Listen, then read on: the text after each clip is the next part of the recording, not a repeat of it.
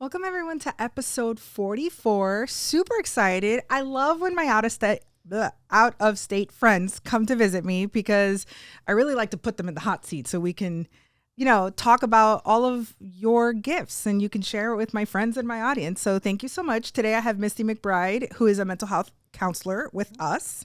Correct? Yes. Okay. I know there's a lot of terms for it and we don't want to get it wrong.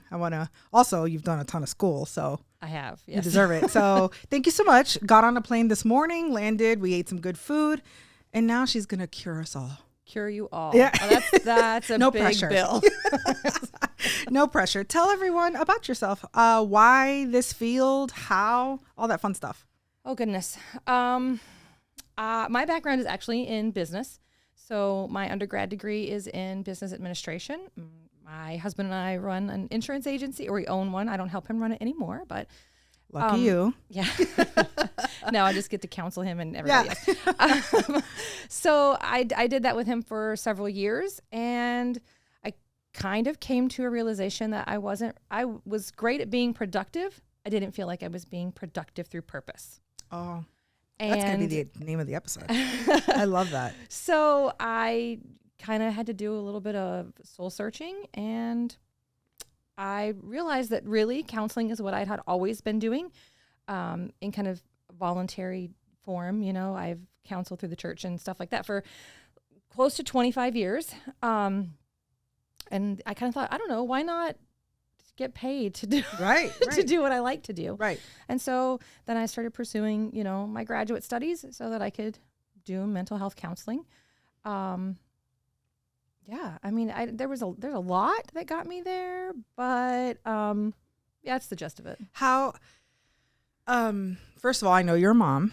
Yes. So I mean, talk to me about what that took to go back to such intense school as a mom, married to an entrepreneur, right? That was recently starting again. I know your guys' history, but it's still in the startup phase of a business. Sure. How did you guys handle that and get through it?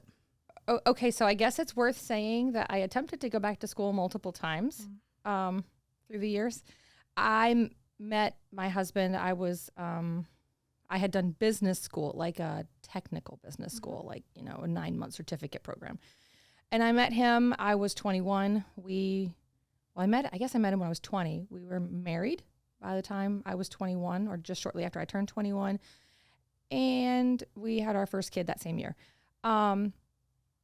So I tried to go back to school several times, and it just didn't work because, I had our two oldest kids are 11 months apart. So there was a lot of it was a lot to deal with. And so I think I attempted to go back to school 4 or 5 times.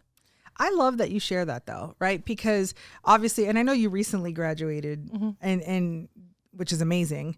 But I love that you share the fact that you attempted it multiple times and it just didn't work out, but you didn't give up. Yeah. I attempted it multiple times and then after like the last quote unquote attempt before I actually succeeded, I waited several years. And then my youngest son, who was a surprise baby, came along and he was a few months old and I was kind of sitting at the house and I was like, here I am again, starting over, because there's quite a age gap. So my kids currently are 22, 21, 15, and 11. And so I was like, man, I feel like I'm starting over with kids. I'm going to be at home all the time. Like, what am I going to do with my time? And I thought, you know what? I need to finish my bachelor's degree. Like I just need to get it done. I need to prove to myself that I can do this, that I'm not going to give up on myself. And so I just started online school and, set out to do it. So I was, gosh, I have to do the math now. I don't know, 31, 32. And here I am like, oh, I'm going to finish my bachelor's degree.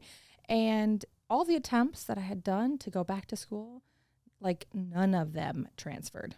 So I was literally starting from scratch over with 2 or 3 classes,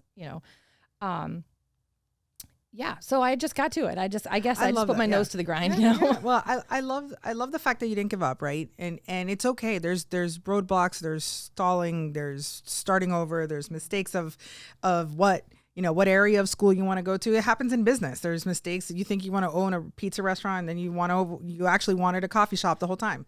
It's okay to start over. Yes, exactly. Right? As long as, and I like that you also, that shows how important this purpose is for you. Yeah. Because even though you had multiple attempts, you knew that besides proving it to yourself, right? But really your intention to have a purpose and to serve people with a purpose is clear. Yes. Yeah. I love that. So at that same time, Patrick was starting, well, I mean, it was around the same time. I can't remember the exact dates, but he was starting Captive, with MetLife. And so tough. Yes, because I was trying to do schooling. We had 4 young children, and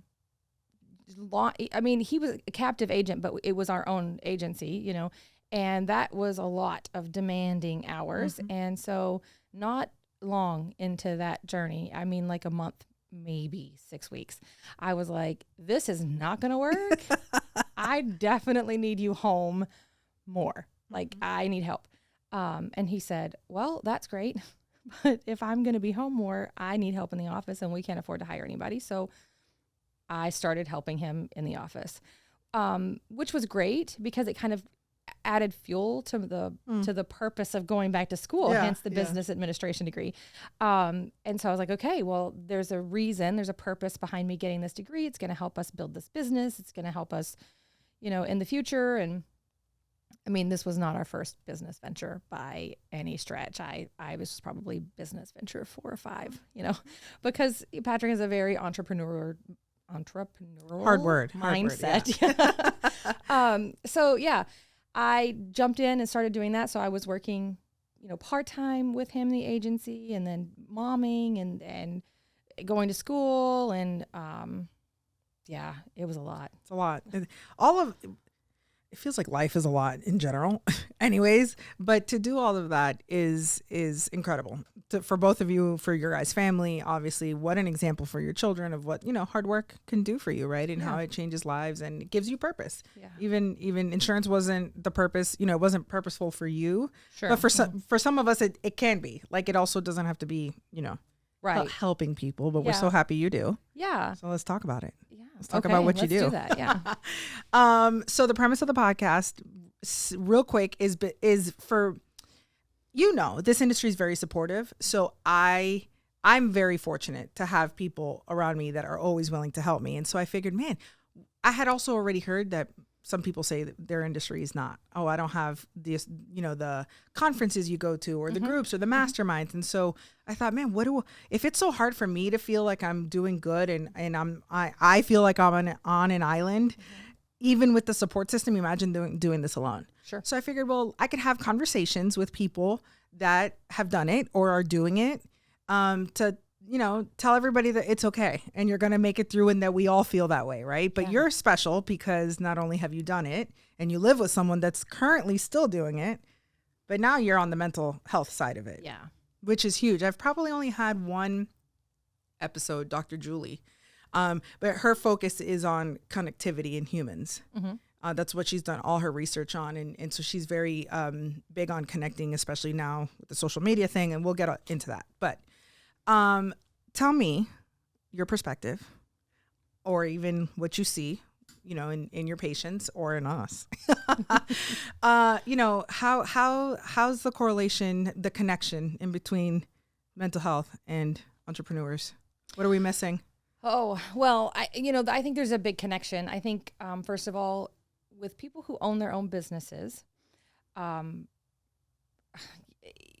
not trying to throw anybody under the bus, but there's a lot of masking, right? Yes. You're like really busy trying to 100% make the person receiving whatever you're offering believe that you are confident and that you know what you're doing and that you have something to offer them, and it's like the best that they're going to get, right?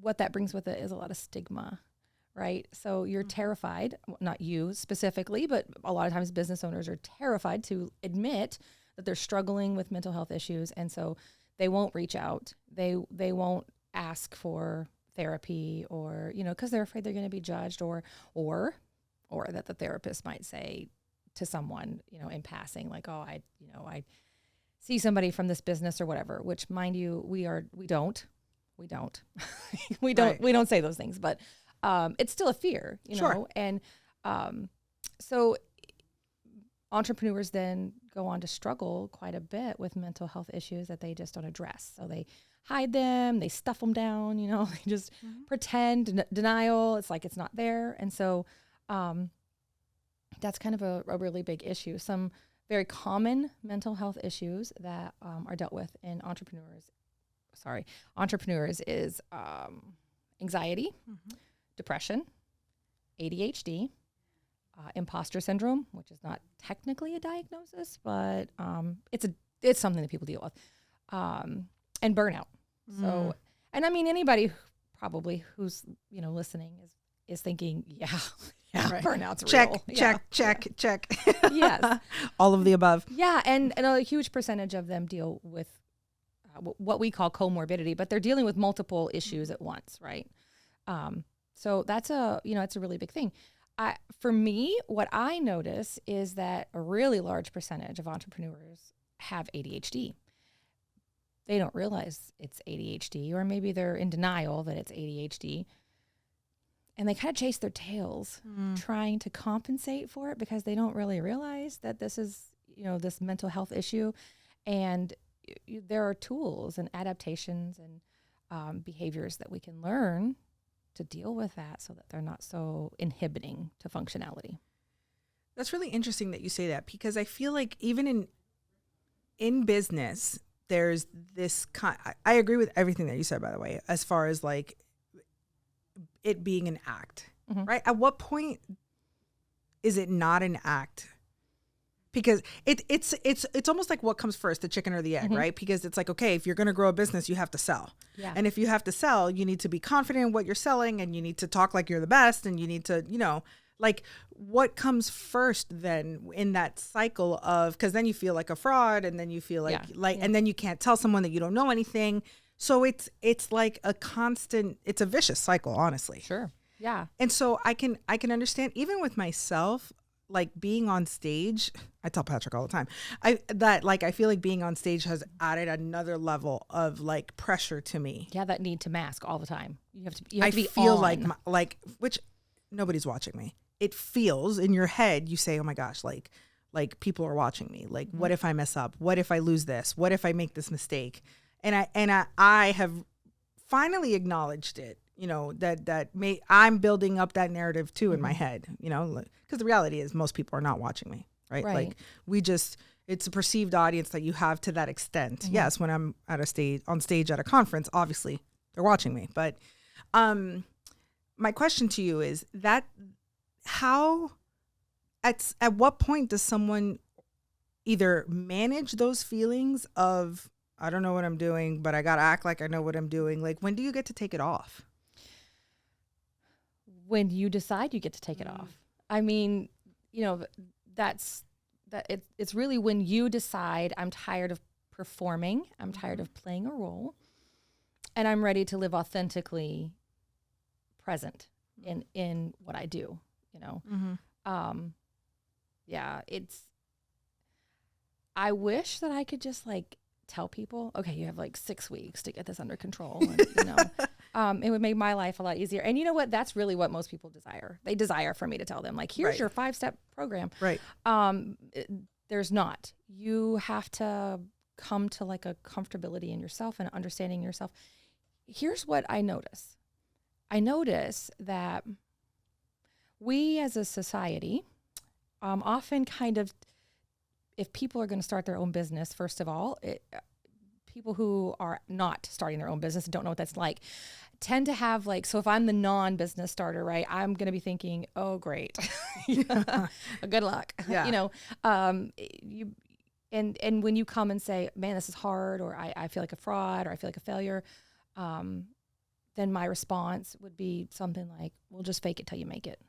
Just pretend, right? You know, just fix the behavior, and you'll get there eventually, right? Like when I first started out learning things in the business realm, something that was really like crammed down our throats all the time, right, was that, which it has premise in truth, I'm not discounting it completely, but you present yourself the way you want to be, right? So you go out and you buy clothes that are, you know, professional, and you present yourself the way you want people to see you, or at the level that you want to get to. And there is space for that. Yes.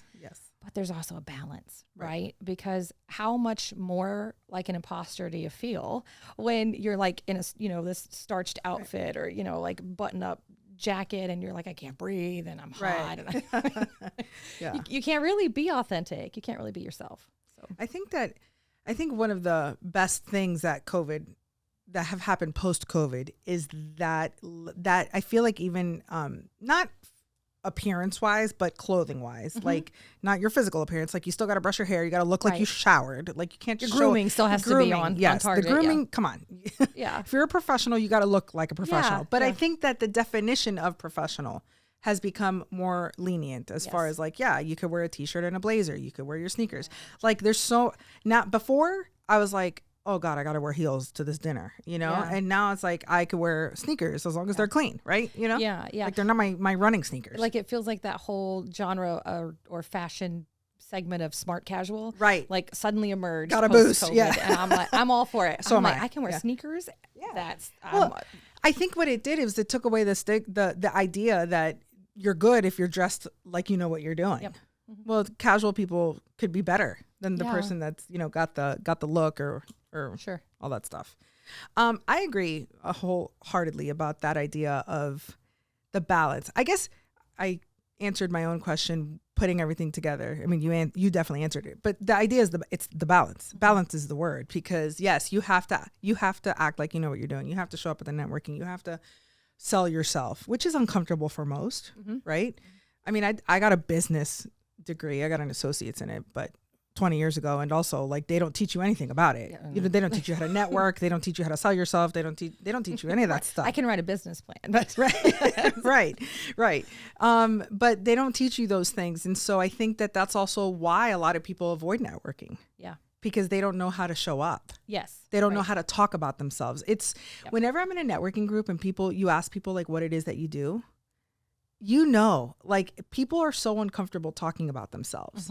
They can't even explain to you what they do sometimes. Well, it's over justification. There's not a short answer. Most people feel like they have to justify themselves or explain themselves. Like it can't just be a statement, right? So I can't like, it's hard for me sometimes to just walk in the room. People are like, oh, what do you do? And I'm like, oh, I'm a therapist. Well, that could mean a physical therapist. Right. It could mean, you know, and so then I have to say, I'm a mental health counselor, you know, or sometimes I'm like, oh, well, my technical, you know, credentialing is an LPC, or that doesn't tell people anything, you know? And so I have to fight the urge to explain myself, like, or over explain myself. And I think that's where it comes in. You know, what do you do? Oh, well, you know, I work here and I do this, but it's really important because, or it doesn't seem like it's a big deal because we just over explain. Yeah. Or downplay it. Yeah. It's both. Trying to fit the mold of Yeah, what we assume the other person wants us to fit. It's so funny that you say that, because I was getting a new phone this morning and the guy asked me what it is that I do. And I was like, oh, I own a small business. And I'm like, you know what, Ciara? And then he asked me how many employees you have. I said 3. And I was like, you know what? Stop saying that about yourself. Yeah. You own a business. Yeah. Like you employ 3 people. Yes. It's me downplaying it. Like, I also looked a hot mess this morning. Yeah. I even said, I know I don't look it because I look like I just got my nails done. So I looked a mess. Yeah. And I was like, eh. But you know what? It's not just, you know, like, I'm not just a small business owner. I am a small business owner. Right. I employ 3 people. And on top of that, I do an awful lot more. I juggle multiple roles. I see the big picture. I cast vision. I mentor. I coach, and I teach. And it's a lot. It's a lot. Yeah. Let's talk about imposter syndrome a lot. I feel like that, I don't know if it's because I'm in business now or it didn't have a name before. Which one did it not have a name before? I think we didn't have a technical label for it before. Okay. Such a good name though. It is. It is. It is a good name. Why do we get it? Oh man. That's probably a whole podcast on its own. Why we get it? Insecurity, self-doubt. Maybe we were never taught how to show up in the room authentically. Maybe imposter syndrome shows up because we deal with, maybe we're not 100% sure we like ourselves or what we do, you know? Maybe we feel like, gosh, I'm faking it till I make it, right? So I'm presenting one way, but I feel incongruent with myself. For me, being in the business realm, I was good. I had the skills. I mean, like, I have administrative skills. Are they natural gifts? Some might say, sure, they can be. For me, I don't think they were. It was a survival. And I mean, that's a whole different topic, but you know, trauma, childhood, those kinds of things, they taught me how to be administrative and how to be organized and how to see those things. Okay. But I never felt true. So every time Patrick would introduce me and he would say, my wife and I own a business. My wife helps me run. My wife is my office manager. You know, it felt like my mom's dress when I was a kid playing dress up, you know, like it just didn't quite fit. I was wearing something else. So there was this internal struggle, and I felt like I struggled all the time, like believing that I was really as good as everybody thought I was. And, you know, it just didn't feel good. So there was a lack of congruence, a lack of authenticity in myself and what I was doing and what felt right or true. You know, I didn't feel like I managed his office. I felt like I managed his people, or I felt like I mentored our employees. You know, the majority of my job really, I mean, I could see all the administrative stuff, but that wasn't what I was focused on. That wasn't what my passion was. I was not passionate about being an office manager, but I was very passionate about caring about the holistic person in every employee. So we're going to come back to that, but let me ask you a quick question, because what happens, because you said, you know, it didn't feel authentic, it didn't feel great, and you were doing it well because survival, you had to, it's your job, right? What's your advice for the people that don't have a choice to get out of it, right? Yeah. Like they need the job, but they feel like an imposter, or it's not authentic to them. Like, how do you manage being in a situation where you just temporarily can't get out of it? Like, you have to make do. How does somebody navigate those feelings, or try to manage them or control them, or what can they do to feel better personally while doing a role, a 9 to 5 that they don't love? I mean, if you were my client sitting across from me, I would say, okay, well, let's do a values clarification worksheet, right? Let's clarify what your values are. Okay.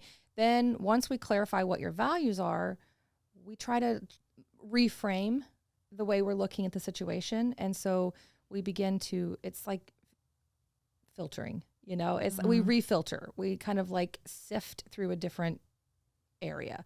And so, you know, for me, I wasn't feeling like I was authentic as an office manager, even though I took on those roles. I had to find the part that was authentic. Right. And so I just saw myself more as a caretaker, nurturer of the hearts and spirits of the people in our office. Yeah, because you could still do that. So if I'm hearing you, it's basically with knowing what the values are, getting reclarified on the values, maybe you can find those values. You refilter through that. In the role. I love that. Yeah. That's really powerful, really, because I mean, this is such a good conversation, because it's so layered, right? Because so much of even that, like which takes work and skill first, and obviously you're the professional, but for the person to be able to acknowledge, like, okay, it doesn't feel great, but it could also be temporary, but then still it's a perspective. Sure. It can be a perspective, right? There's some situations that are not perspective, right? Right. They're terrible. You got to get out of them. But some of them, it's your perspective on the situation. Right. Even the terrible ones, though, it's perspective. It's the way you think about it. It might be a terrible situation, and I, as the outsider, can look at it and be like, get out, like right now, run for your life. If you don't feel like that's a choice that you have, if you don't feel like that's an option you have, your perspective has to be changed about that, right? Like, so it's all about the way you think about things. I mean, okay. And so CBT is kind of the basis of therapy that I use. And that's really what that CBT is, you know, it's our thoughts influence our behavior. Our thoughts influence our feelings, and that influences our behavior, right?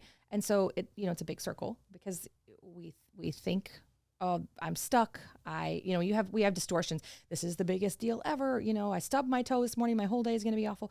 And then we are feeling like I'm such a loser. I don't know what I'm doing.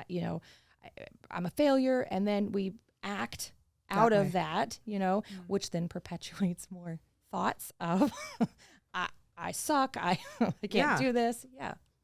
So what do you tackle first? I mean, obviously it's the thoughts, but like, I know that's a loaded question too. And let's answer that. Let's filter it, like, for a business owner that has those feelings of I'm stuck. I can't do it. This business isn't going to work. Like, also, when do they walk away? What if it's not actually working? Like, I think some people are also just afraid. Like, when's it time to dismount the dead horse? Yeah. Like sometime, like, for example, this idea of like telling children you could be anything you want to be. I understand the science behind it, but I was never going to be a singer. Yeah. Like, I don't sing. Right. So at some point it's like, you got to sit me down and say, Ciara, singing is probably never going to happen for you. Yeah. I actually hate the statement, you can be anything you want to be. Yeah. I'm not a parent, so I never really vocalize that stuff because I know that I get the science behind telling a child, reach for the stars. I understand that. But like, I was told you can be anything you want to be. My dad was like fantastic about that. Oh, you're so smart. You can be anything you want to be.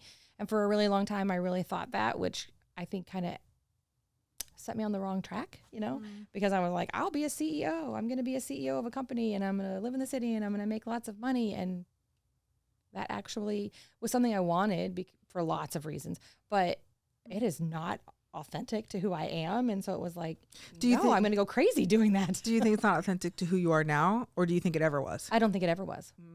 I don't think it ever was. It was. So it was like an idea of like, that's a concept born of something somebody else said or valued, or somebody I admired, valued that or whatever. And so I have 4 kids. I try really hard not to tell them you can be anything you want to be. I tell them you can do anything you set your mind to, but be true to yourself. Mm-hmm. Yeah. Oh, I like that.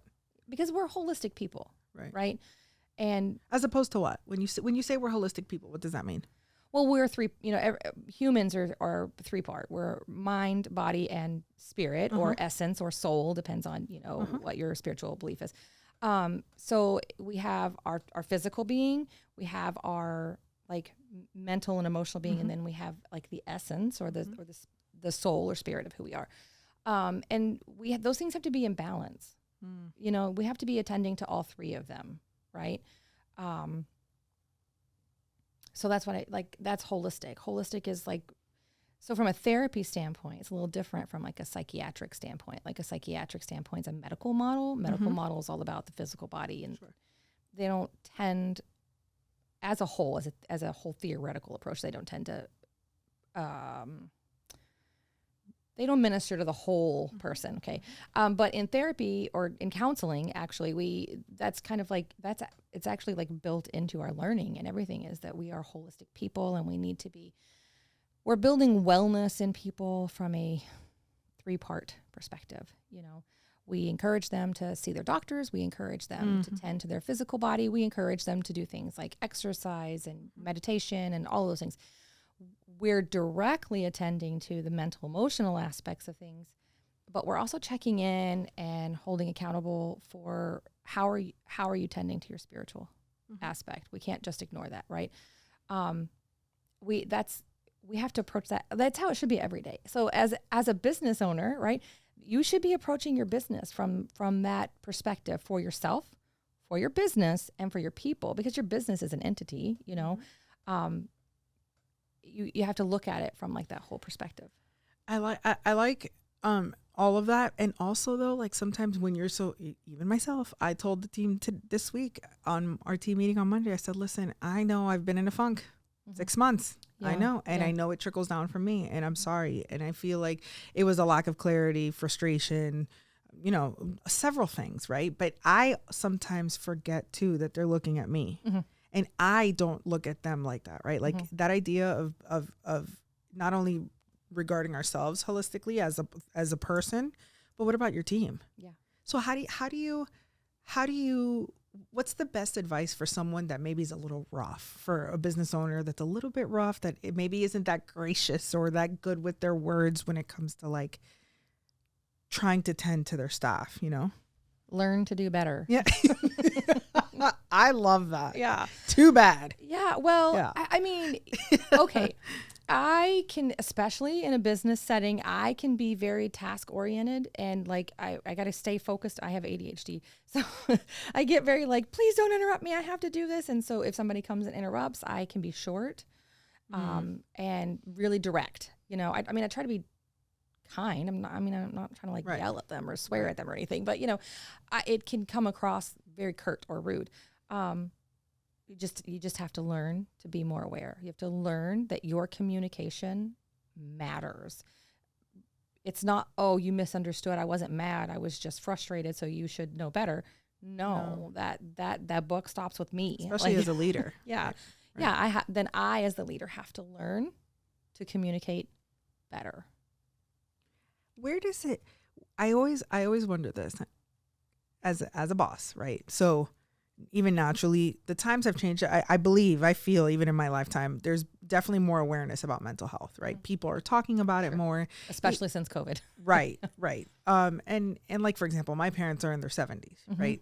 They understand the importance of it now, and they're aware that these are times that have never been lived in, and they're so hard, all of those things. And so they're like, oh, you know, therapy, they understand those concepts, right? But like generationally, they're not going to therapy, right? For themselves. Their parents didn't even exist. Like, you crying, suck it up, move on. Right. So the idea of like, as a boss, how do we handle the mental health of the team without being taken advantage of? What's that line? Proceed with curiosity, not defensiveness.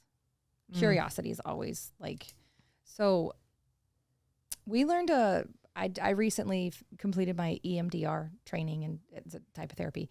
And my instructor, she used this statement, and it has really stuck with me. I mean, it has stuck with me. Like, I use it with my kids. I use it with, you know, Patrick and employees and all those things.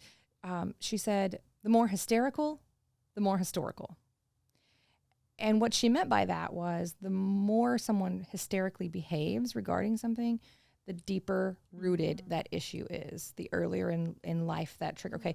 Now, as an employer, certainly you are not a therapist, and it would be really inappropriate if you tried to like offer therapy to your employee, but questioning with genuine curiosity and not defensiveness is really key, right? So when you question, it's like the technique of motivational interviewing or discovery. You know, if you come at me, if I'm your employee and you come at me and you're like, I don't know, you told me you were going to handle this claim, and you know, and contact the person, and you didn't do it, and now they're on the phone yelling at me, and I can't do this. You know, like, you're just overreacting. Like, I can't do this. Do you even want me to work here? And you know, I'm not going to be like, you better back off. Like, whoa, you know, that's not going to be my first. Well, I mean, it might be, but it shouldn't be my first reaction. My first reaction maybe would be, okay, do we need to take a breath? Can we just, let's sit down and maybe ground, like, you know, and then what's the problem? How did that make you feel? Right? Like, why are you angry that I made a mistake? Or, you know, I'm really sorry that person is yelling at you. What's really going on with this? This isn't a typical reaction of yours. Or just exploring with curiosity, because the employee, first of all, is performance minded, right? Like, they want to do their job and do it well because, you know, they're dispensable. Right. They are all up in their feelings, probably because they're stressed, you know, trying to run things. And you don't know what they have going on in their personal lives. Exactly.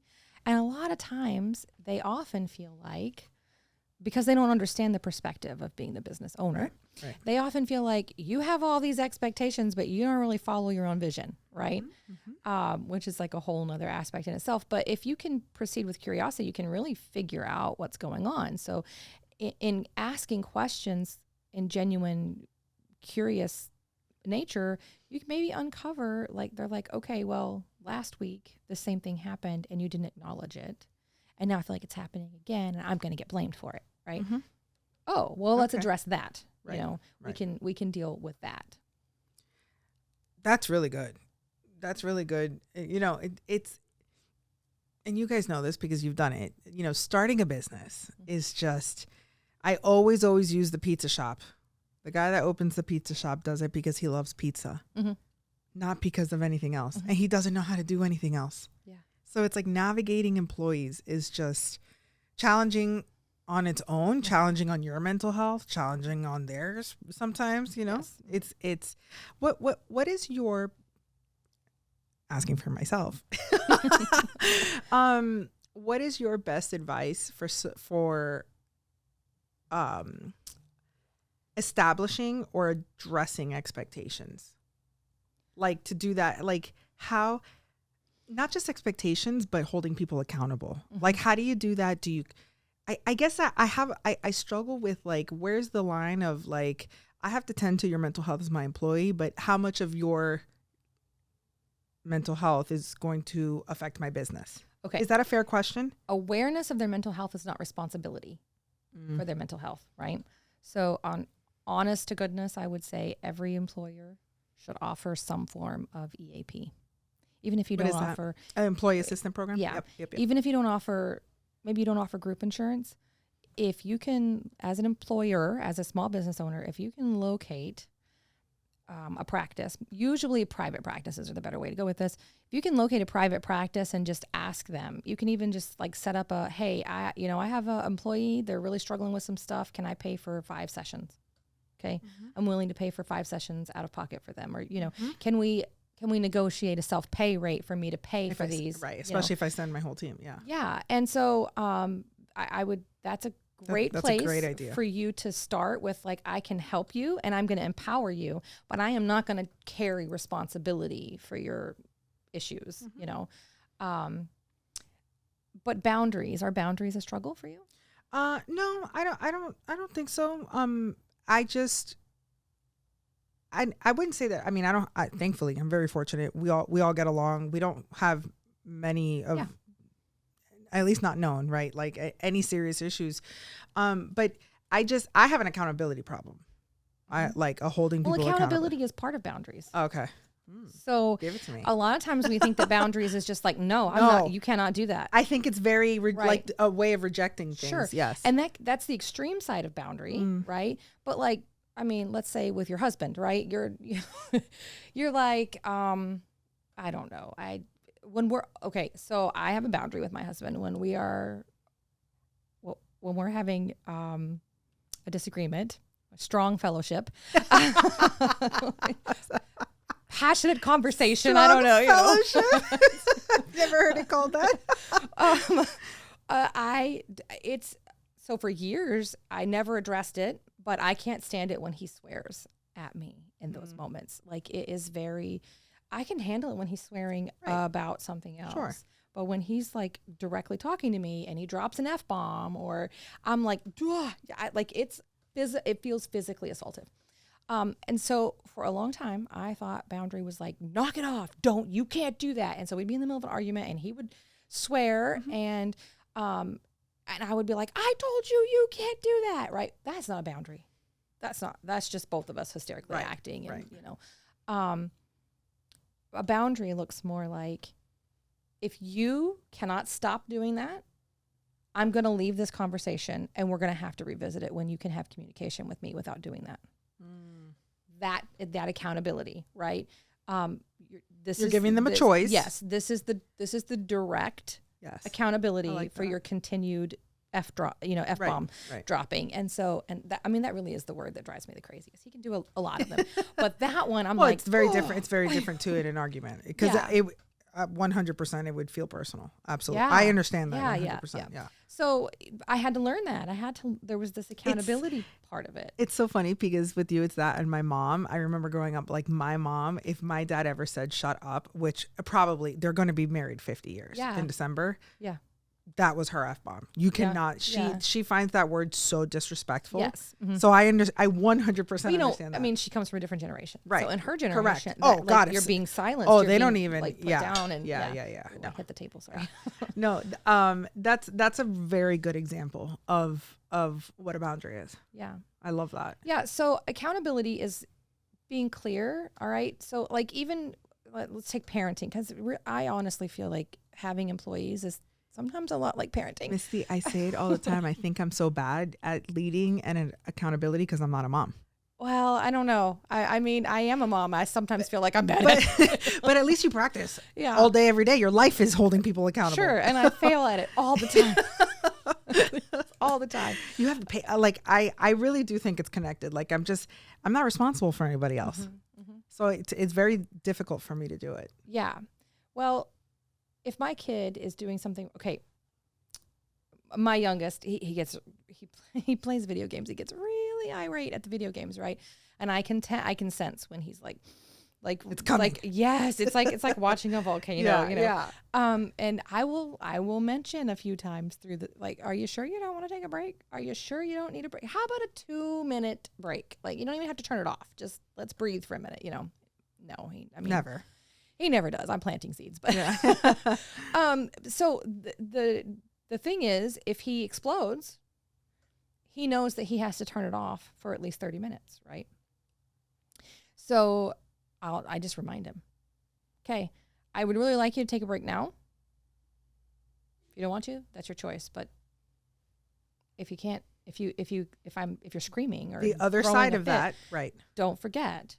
Yeah, that's the accountability. I mean, this is the consequence, right? Consequence. So accountability is really making sure that the person you're responsible for holding accountable knows what the consequence is, and then hold them to it, right? And that is the hard part, I think, for a lot of small business owners, because we build strong connections with our employees. You know, we're in it with them.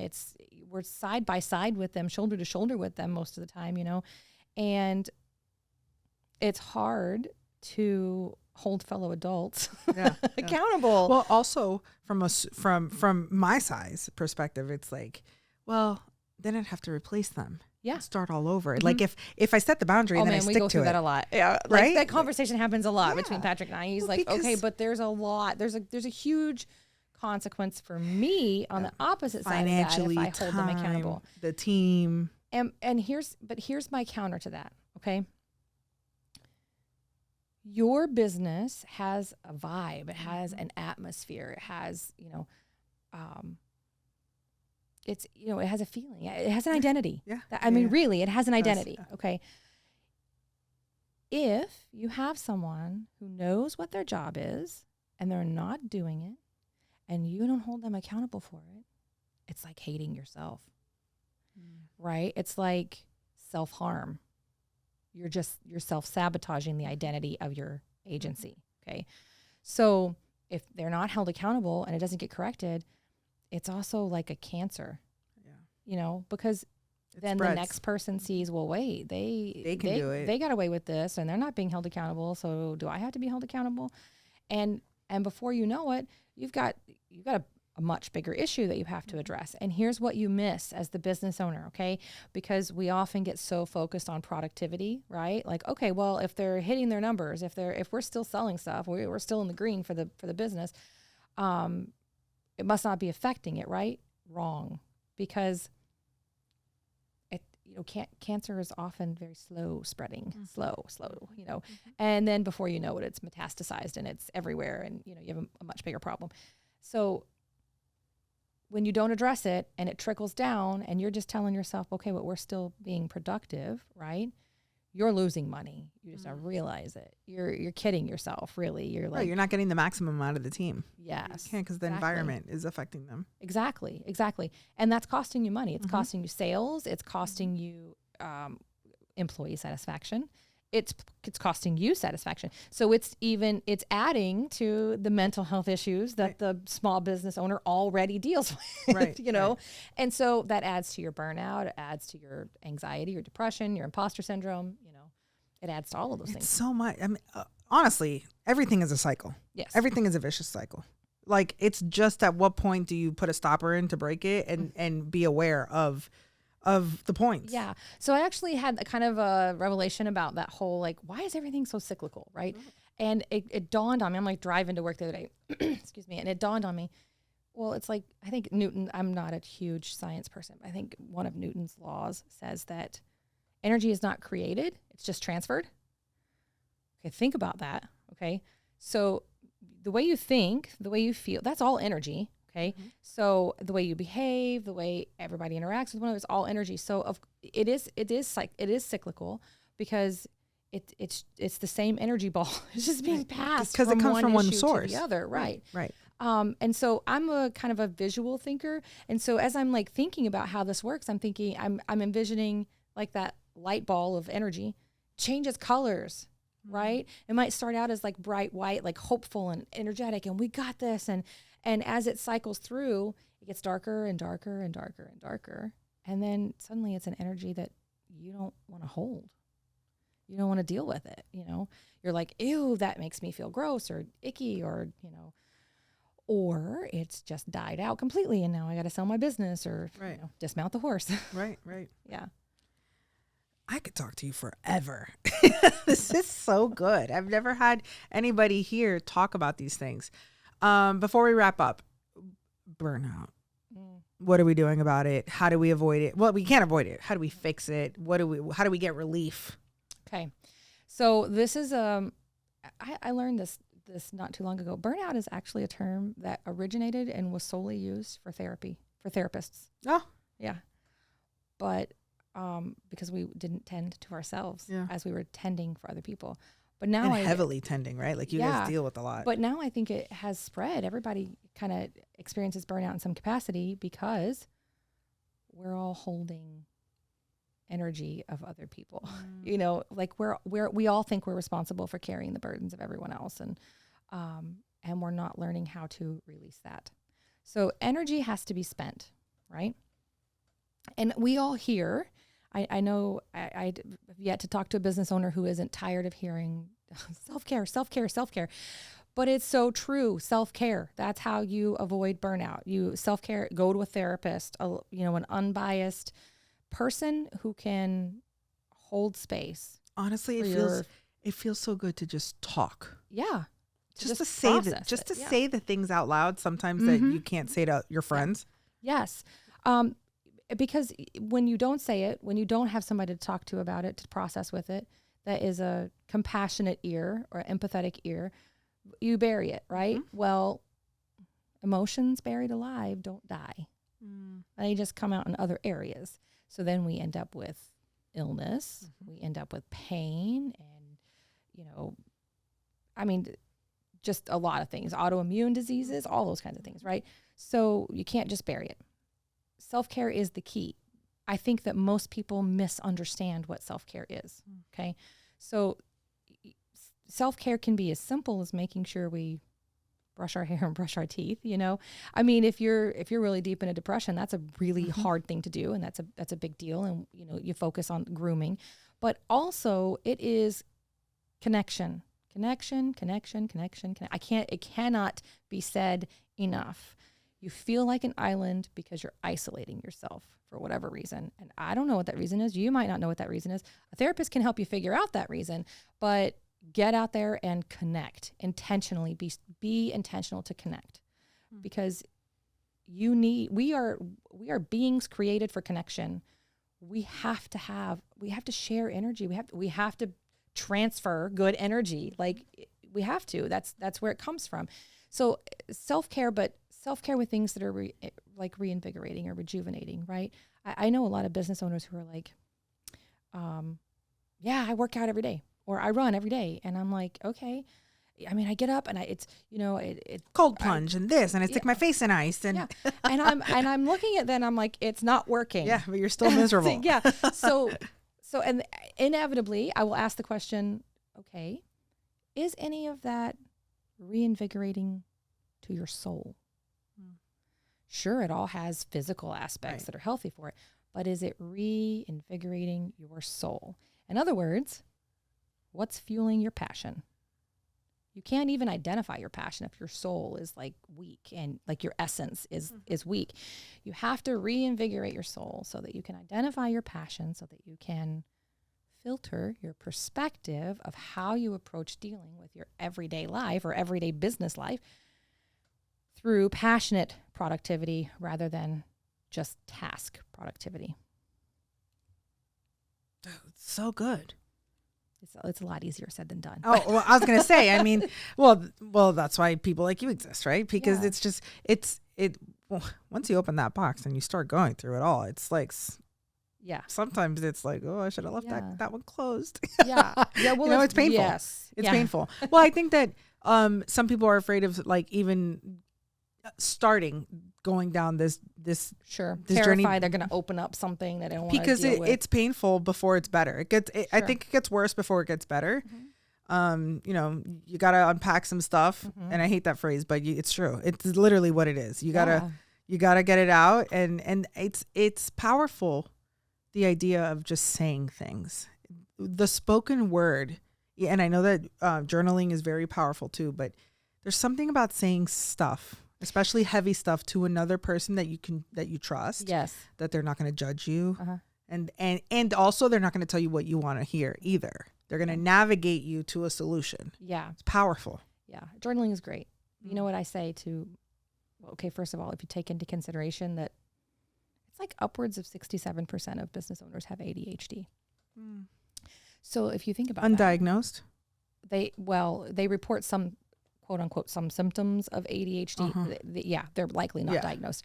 Or some of them are diagnosed, but that's a huge percent. Honestly, I've never even been tested for it, but recently I'm just like, maybe this is what's going on in my head because I can't even think. Yeah. I mean, trauma, stress, they have a lot of the same types of effects on the brain. But so ADHDers often don't get much out of sitting down to write in a journal. You know, I say to them journal, and it's like, no way. I've shot them. Right. They can't do it. Hey, I'm here to get help. Yeah. Okay. They're like, journal. You know. But here's what I tell them. Voice journaling. Okay. Literally just open up your phone and voice memo. Okay. Just purge. Just say it. Just talk, because most people who have ADHD are verbal processors. Okay. If you're a verbal processor, what you're really needing is to just hear yourself say it so that you can realize, well, it sounds so stupid. Right. Or you hear yourself say something and you're like, whoa, that's brilliant. That's a great idea. That's what I'm going to do. Voice journaling. You can put a password on certain, memos or notes in iPhones. I don't know how other phones work. I'm totally an iPhone person, but just voice journal. You don't have to hold on to it. You don't have to go back and, listen to it like you can if you want, but you don't have to. I mean, most of the people that I suggest that to, they voice journal, they hold on to it for about 24 to 48 hours, and then they delete it. They don't need it anymore because they've processed whatever was going on. And it's as simple as that. And I mean, it's like, so many people look at me like it can't be that easy. It's that easy. You just got to do it. Right. So you have to break the habit of behavior that keeps you from doing it. I like that. The breaking the habit of the behavior. That's true. Okay. So connection. What else? We got off on a tangent. On a tangent. See, that was burnout. My ADHD. No, but it's so good. So dealing with burnout, get out, connect intentionally. Rejuvenate tasks or rejuvenating activities. Okay. So, sorry, I have an itch. Something creative. Creativity is very reinvigorating. That doesn't have to look like go out and paint a mural. Right. It doesn't even have to look like painting anything. For me, creative outlet, I love to take pictures. And so I will just I know I'm encroaching burnout, and I'm like, I need like 3.5 hours. I'm either going to go for a hike and take pictures, or I'll call up my daughter and be like, can we just go and I'll take some pictures of you? My boys, they're boys. Yeah. They're like, you can't take pictures. And sometimes I'll even just I'll like put a Facebook post out and say, are there any seniors who are looking for their senior photos? Or, I just want to do a photo shoot. And I mean, I'm not like professional. But you know what I'm hearing? It's a lot of giving. Yes.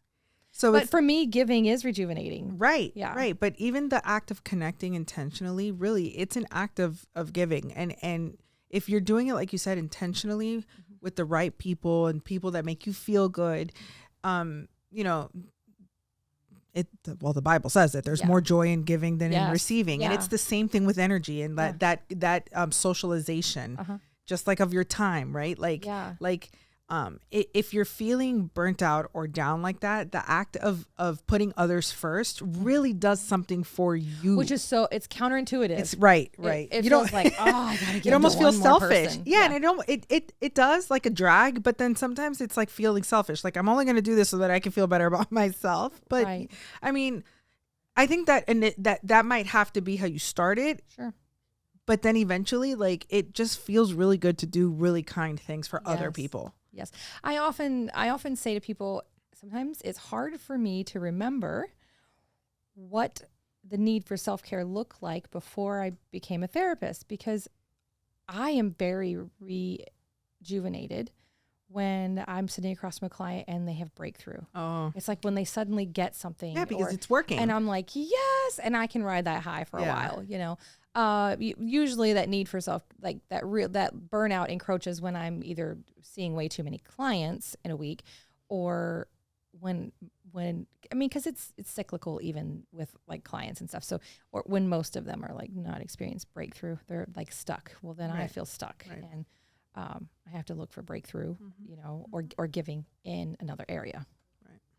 This has been a wonderful conversation. I've enjoyed it. Thanks. Thank you so much for your time and for sharing all of this with our audience. This is going to be very, very helpful for anybody that feels either alone, isolated, you know, like you're a failure, all those things. It's you know, maybe it's the detaching yourself from the business for a weekend or a week. The business won't die. It'll be there. Take care of yourself, right? Yes. If you can't detach from the business, network with other people who are like-minded and give to one another. Right. What I've heard too recently, some of my friends doing too, is like, everyone's like, oh, let's go get coffee. Let's go get lunch. Let's go to happy hour. Why don't we just go walk on the beach and do that for our networking? Yes. Right. Yes. Because talk about self-care, walking, there are lots of studies about walking and how it's de-stressing and how it invigorates the hippocampus. And I think a lot of it too is just getting outside off the phones. Yes. Grounding. You know, you're in nature. I mean, that's a whole other episode. Yeah. Yes. Tell everybody where they can find you. Oh gosh. What's your social of choice or your email, whatever? I don't know that. I'm only on Facebook. Well, I mean, I'm on Instagram too, but I don't even know my Instagram name. That's terrible. I think my Instagram is at Misty Mac. Like with a capital D, all lowercase. We'll put it in the show notes. Don't worry about it. Yeah. And then it's just Misty McBride on Facebook. Awesome. That's just me and my. Gosh, I have lots of emails. No. The socials are fine, and we'll put them in the show notes for if anyone wants to reach out to you. But thank you for your time. Sure, I appreciate. Thanks for having me. Yeah, no problem.